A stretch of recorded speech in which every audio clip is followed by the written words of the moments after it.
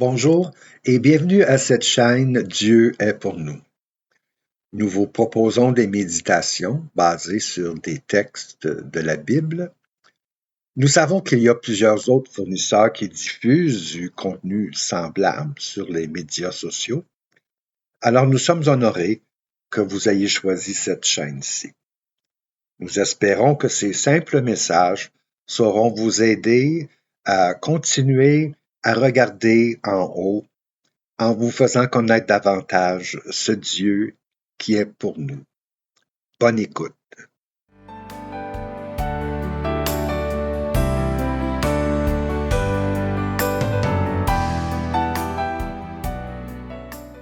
Aujourd'hui, j'aimerais vous encourager à toujours croire que Dieu est pour vous. Dieu n'est pas contre vous, il est de votre côté. C'est ce que la Bible dit. Et nous allons lire quelques versets de l'apôtre Paul dans l'Épître aux Romains, au chapitre 8. Des versets que la plupart de nous connaîtront, mais qui sont bien encourageants. Dans Romains 8, le verset 28, l'apôtre Paul écrit « Nous savons du reste que toute chose concourt au bien de ceux qui aiment Dieu et qui sont appelés selon son dessein.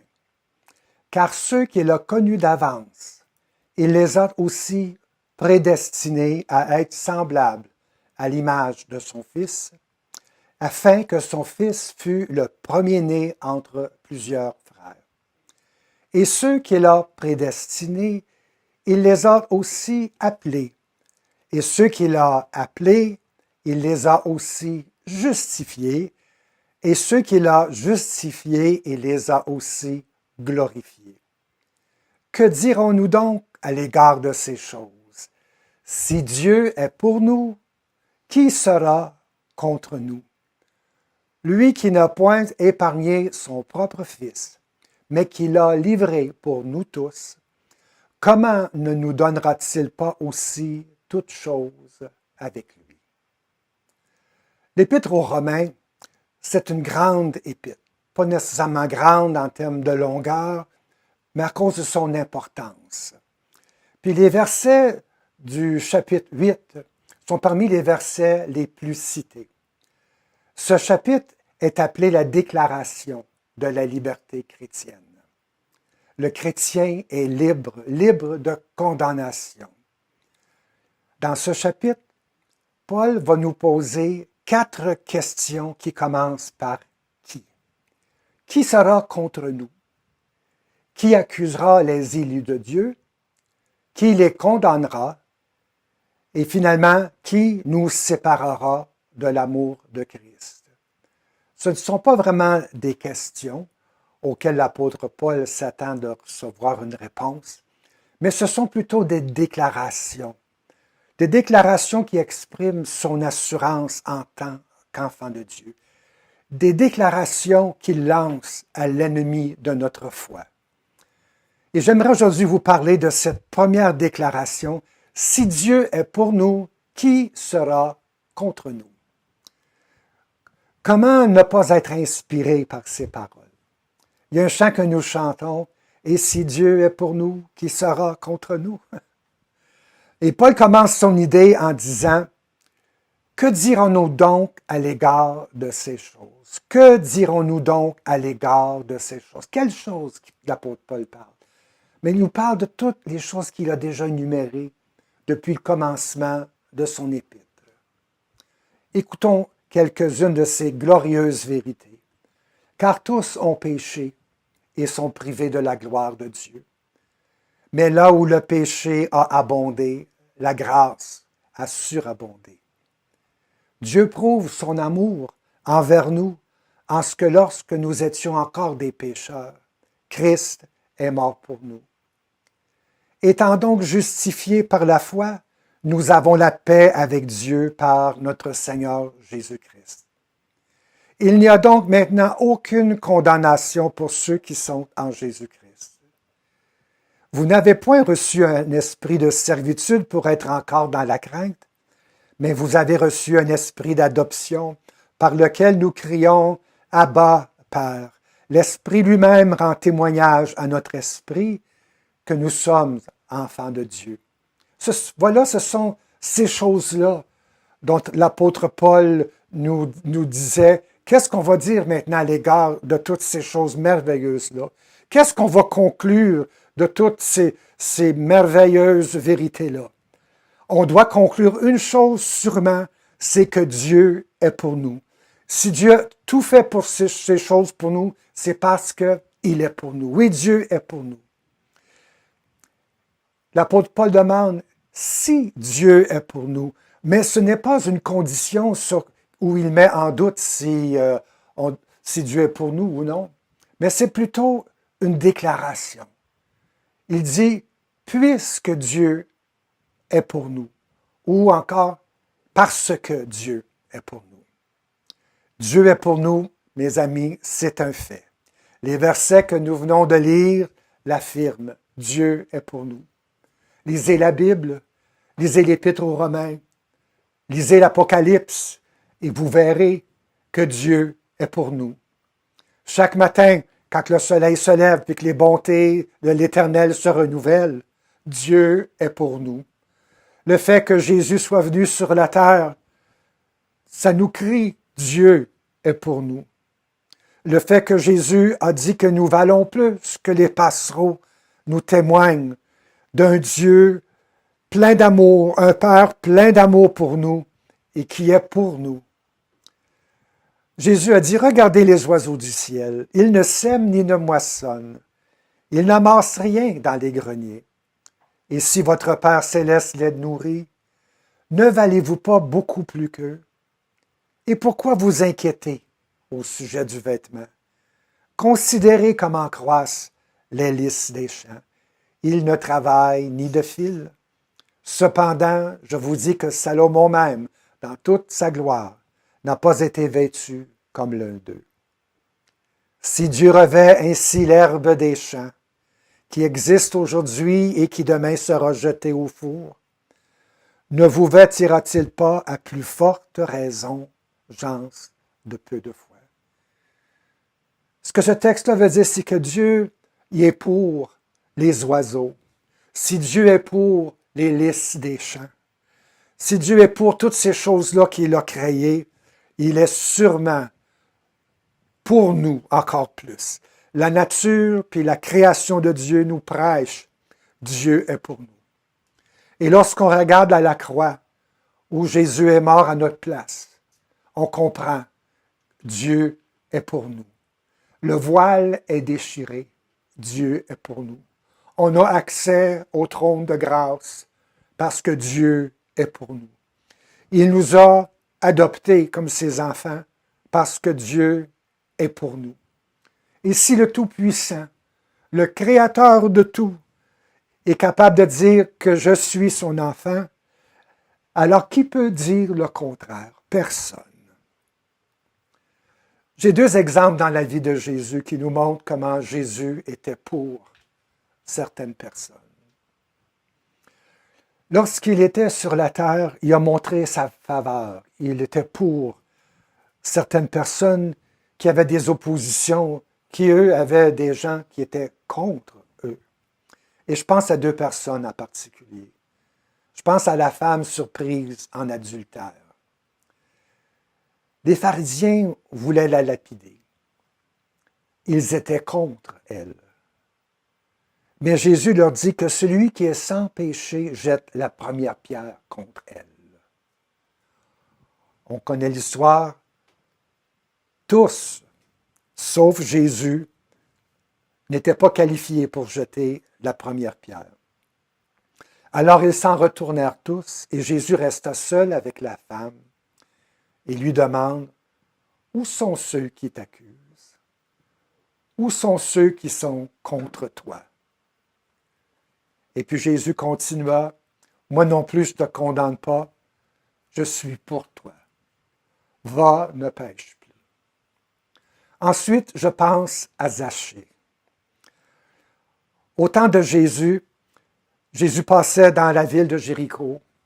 Et Zachée était tout petit, puis avec toute la foule qui pressait autour de Jésus, il n'était pas capable de le voir. Alors Zachée est monté dans un arbre. non seulement Zachée était court, mais il y avait beaucoup d'opposition parce qu'il ramassait des impôts pour les Romains. Et puis, les Juifs le traitaient comme un traître à leur nation. Alors, lorsque Jésus passa devant cet arbre, il a levé la tête et puis il a vu Zachée là, qui le regardait. Et puis, il a dit à Zachée, « Hâte-toi de descendre, car il faut que je demeure aujourd'hui dans ta maison. » Et la Bible continue, « Zachée se hâta de descendre et le reçut avec joie. » Ah, mais voyant cela, tous murmuraient et disaient, « Il est allé loger contre un homme pécheur. » C'est ça qu'on pensait de Zachée. Les gens étaient contre lui, le considéraient un pécheur. Mais c'est pour des pécheurs que Jésus est venu. Lui-même avait dit, ce ne sont pas ceux qui se portent bien qui ont besoin de médecins, mais les malades. Allez, apprenez ce que signifie « je prends plaisir à la miséricorde et non au sacrifice, car je ne suis pas venu appeler des justes, mais des pécheurs. » Y a-t-il parmi ceux qui m'écoutent aujourd'hui, peut-être que vous ne connaissez pas Jésus. Il est l'ami des pécheurs. Peut-être que vous avez entendu parler un peu de lui, mais vous ne le connaissez pas personnellement. Alors, comme Jésus a demandé à Zachée de le laisser entrer chez lui, Jésus vous demande aussi à vous de lui faire une place. Invitez-le tel que vous êtes. Et comme la vie de Zachée fut transformée, mais la vôtre aussi le sera. Dans l'Ancien Testament, il y a une histoire qui nous montre comment Dieu est pour nous et pour son peuple. Et c'est l'histoire de Gédéon. Lorsque les Israélites sont rentrés dans la terre promise, Dieu leur avait demandé de chasser toutes les nations. Mais 200 ans après encore, il restait encore des nations idolâtres, des gens qui ne croyaient pas dans le Dieu d'Israël. Et puis les Israélites les ont laissés là. Et puis, mais ces nations-là ont posé beaucoup de difficultés au peuple d'Israël. Et puis, l'histoire s'est répétée souvent. Les gens d'Israël oubliaient Dieu. Et puis Dieu ensuite permettait qu'ils soient attaqués par des ennemis. Ils criaient à Dieu, quand Dieu leur envoyait un libérateur pour que les gens reviennent à Dieu. Puis ils revenaient pour un certain temps. Puis ça, ce cycle-là recommençait souvent. Mais un jour, un des libérateurs que Dieu a choisi, quand le peuple de Dieu était menacé par ces peuples autour d'eux, les Madians, le peuple de Dieu, il avait tellement peur de ces gens-là qu'ils se cachaient dans les cavernes. Ils étaient paralysés par la peur. Pendant 7 ans, ça a duré. Pendant 7 ans, ces gens-là, les gens de Madian, détruisaient les récoltes des Israélites. Puis toutes les récoltes étaient dévastées. Puis après que les Israélites en eurent assez de cette situation, ils ont crié à Dieu. Alors souvent, ça prend des problèmes avant de penser même à Dieu. Alors Dieu est apparu à Gédéon. Puis il a choisi Gédéon pour être le prochain libérateur. Mais Gédéon, comme la plupart de ses confrères, avait arrêté de croire en Dieu. De croire que Dieu était pour eux. Il s'est posé la question, si l'Éternel est avec nous, pourquoi tant de choses nous sont-elles arrivées? On voit là comment le peu de foi cet homme-là avait en Dieu. Et comme Dieu le fait souvent avec nous, Dieu n'a pas répondu avec un grand discours théologique pour répondre à sa question de pourquoi. Mais Dieu plutôt, il parle à Gédéon et puis il lui donne une mission. Il lui donne un projet. Il lui donne une action à faire. Et puis il dit à Gédéon, lamente-toi pas, là, demande pas des questions, demande pas pourquoi, mais va avec cette force que tu as. Va avec ce que tu as déjà en dedans de toi. Va avec l'ADN que j'ai mis dans toi quand je t'ai créé. Va avec tes rêves que j'ai inspirés. Va avec les talents que je t'ai donnés. C'est ça que Dieu a donné à Gédéon comme réponse. Va avec cette force que tu as, cette force que je t'ai donnée, et délivre Israël de Madian. N'est-ce pas moi qui t'envoie? Ça, c'est les paroles de Dieu. Et avec un peu d'hésitation, Gédéon a consenti d'y aller. Alors, dans le camp de l'ennemi, il y avait 135 000 hommes de guerre. C'est toute une grosse armée. Puis Gédéon lui a réussi à rassembler seulement une armée de 32 000 soldats. Mais pour Dieu, 32 000, c'était trop. On aurait pensé que c'était pas assez, mais pour Dieu, c'était trop. C'est comme si Dieu disait à Gédéon, il dit, si tu veux te battre sans moi, vas-y avec tes 32 000. Mais si tu veux que j'aille combattre puis être pour toi, réduis de ces 32 000 hommes. Alors, on a enlevé les peureux de l'armée. 22 000 sont retournés à la maison. Fait que là, Gédéon, il reste seulement avec 10 000 soldats. Mais Dieu lui dit, vous êtes encore trop nombreux. Puis pour faire une histoire courte, l'armée est réduite à 300 soldats seulement. 300 contre 135 000. Ça, c'est comme un soldat israélite contre 450 de leur ennemi. Pour l'homme, ça semble être un gros désavantage. Mais Dieu dit, ben moi, j'aime cette cote-là. Là, je vais aller combattre avec vous. Là, je serai pour vous. Je ne voudrais pas que vous pensiez que c'est par la force de votre armée que vous avez été vainqueur. Et je n'ai pas besoin de vous dire le restant de l'histoire, puis vous dire qui a gagné, parce que puisque Dieu est pour nous, qui sera contre nous? Parfois, nos difficultés, puis on en a des difficultés, mes amis. La vie est pleine d'opposition, puis de problèmes qui parfois nous paralysent. Mais laissons pas nos difficultés nous faire penser que Dieu n'est pas pour nous. David disait, quand je marche dans la vallée de l'ombre de la mort, je ne crains rien, tu es avec moi. Oui, malgré cette image sombre, David disait que l'Éternel était avec lui. Ça ne veut pas dire qu'on n'aura pas de difficultés, mais on sait que les difficultés qui nous arrivent, elles sont mesurées par Dieu. Il y a une petite histoire d'un jeune garçon qui aidait son père à déménager quelques boîtes.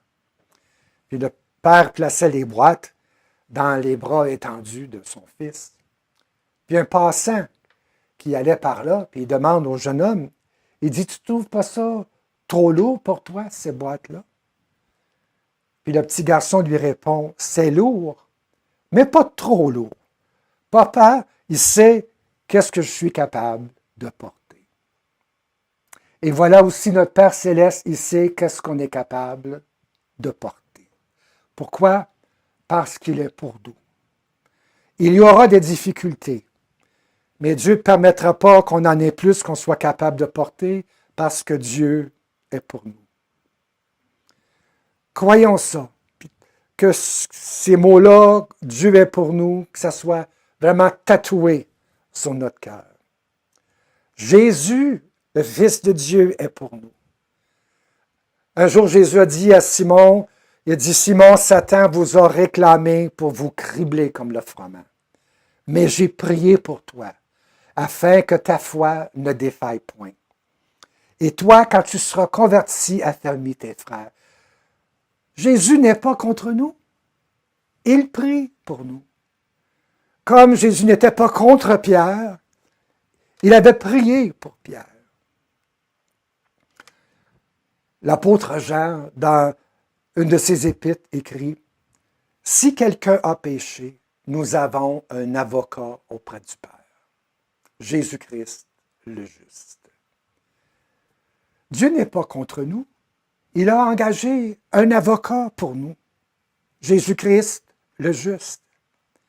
Oh, quelle douce pensée de savoir que notre papa, Abba, savait qu'on trébucherait, qu'on tomberait. Et il a prévu, bien avant, dans son amour et dans sa sagesse, il a prévu un avocat, un défenseur. Oui, Dieu est pour nous. L'apôtre Jean ajoute, si nous confessons nos péchés, il est fidèle et juste pour nous les pardonner et pour nous purifier de toute iniquité. Et quand on lit que Dieu est fidèle, comme ça dit Dieu est fidèle, on est en train de dire que Dieu est pour nous. J'aimerais terminer avec cette histoire d'un grand pianiste polonais qui vivait au début des 1900. Il s'appelait Ignace Paderewski. Et puis, il a fait plusieurs concerts à travers le monde. Et puis, dans un de ces concerts, pendant que les gens attendaient que le fameux pianiste entre sur la scène, il y avait un petit garçon dans la salle qui a réussi à sortir de son banc sans que ses parents le sachent. Et puis, il est monté sur la scène. Ce piano-là l'intriguait. Puis, il s'est assis sur le banc et puis il a commencé à jouer une mélodie enfantine. Peut-être que vous n'avez déjà joué, là, je me souviens, moi, je jouais là, en roulant, ma boule roulant. Puis vous l'avez peut-être joué vous aussi, là, lorsque vous avez joué vos premières notes de piano. Fait que le petit garçon jouait une mélodie semblable. La foule s'est mise à rire, puis ils trouvaient ça bien drôle. Mais ceux qui étaient responsables de la soirée ne trouvaient pas ça drôle du tout. Ils disaient, c'est une insulte. On a un des plus grands pianistes au monde qui s'en vient jouer. Et puis, il ne faut pas gaspiller cette journée-là avec des enfantillages comme ça. Alors, lorsque le pianiste Paderewski a entendu cette émeute qui se passait dans la salle de concert, mais il est venu s'asseoir sur le banc à côté du petit gars. Et puis, il dit au petit garçon, il dit, continue à jouer. Je suis avec toi. Je suis pour toi. Puis lâche pas. Et cette histoire-là, ben, ça me fait penser à nous. Parce que Dieu nous invite à nous aussi à participer dans son grand concert, avec son grand orchestre. On n'est pas seul. On a à exercer les talents qu'il nous a donnés. Parfois, on va fausser, vous savez. Et parfois, ça va sonner plutôt comme en roulant, ma boule roulant. Parfois, ça va sembler comme une cacophonie plutôt qu'une symphonie, parce qu'on est humain. Puis certaines voix vont nous dire d'arrêter, qu'on n'est pas assez bon. Mais le grand maestro, le divin maître, nous dit lâche pas. Je suis avec toi, puis je suis pour toi. Dieu vous dit cela aujourd'hui. Dieu est pour nous. Qui sera contre nous? Alléluia.